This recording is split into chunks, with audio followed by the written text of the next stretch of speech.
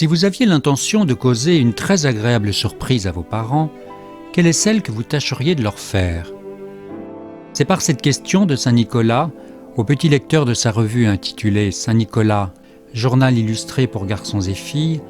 un hebdomadaire de presse enfantine publié par Charles de Lagrave à partir de 1880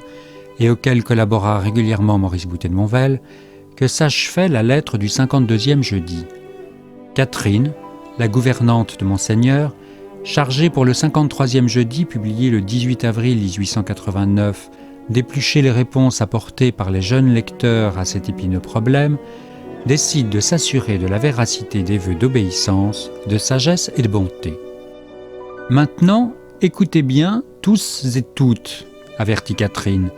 Corvinus, Négro, Grain Cassis et Œil de Jet, les corbeaux de Monseigneur, vont partir en longue et lointaine tournée pour aller voir comment sont tenues les belles promesses dont les lettres de ce jeudi étaient pleines.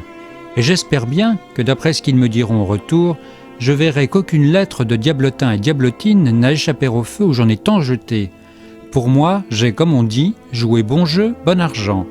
Si d'aucuns m'ont trompé, en promettant ce qu'ils ne voulaient ou ne devaient pas tenir, ils ont un gros péché sur la conscience. » C'est l'envol de ces corbeaux, dispersés par la gouvernante de Saint-Nicolas et chaussés de besicles pour mieux observer si chacun de ses enfants tiendra ses engagements, que représente ce dernier dessin de l'article, entièrement illustré de la main de Maurice Boutet de Monvel. Le peintre, qui avait reçu une solide formation académique, mais avait depuis 1881 choisi de consacrer l'essentiel de son art à des enfants dont il fut le premier à percevoir les besoins d'illustration traduisant leur univers propre, construit ce dessin à la plume et à l'encre, avec la même rigueur qu'un tableau. La composition en est strictement scindée en deux, par la gouttière courant le long de l'immeuble, la partie gauche jouant d'une perspective puissamment raccourcie que renforcent les lames des persiennes, la partie droite s'ouvrant sur un paysage urbain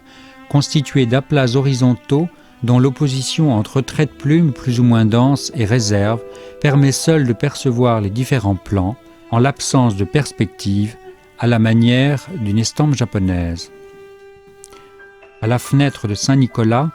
à côté de laquelle danse une petite cordelette s'achevant par un anneau, le bras tendu de Catherine, dans un mouvement donnant leur impulsion à la volée de corbeaux, comme pour leur dire « Allez-vous-en »,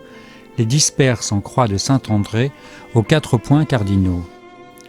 Déjà, le bec de 2 d'entre eux sort du cadre soigneusement délimité de l'œuvre, procédé des plus novateurs que Maurice Boutet de Monvel utilisera de nouveau en 1896 dans son fameux album sur Jeanne d'Arc pour la bataille de Patay, et qui n'est pas sans nous rappeler la manière dont certains miniaturistes persans faisaient sortir du djaval leur composition afin de la libérer des contraintes du seul espace d'invraisemblance réservé au monde de l'illustration pour entrer dans un monde plus sensible. La perfection du dessin de Maurice Boutet de Monvel, sa modernité, l'intemporalité de son trait comme sa légèreté pour partie rendue nécessaire par son impression en bois de boue,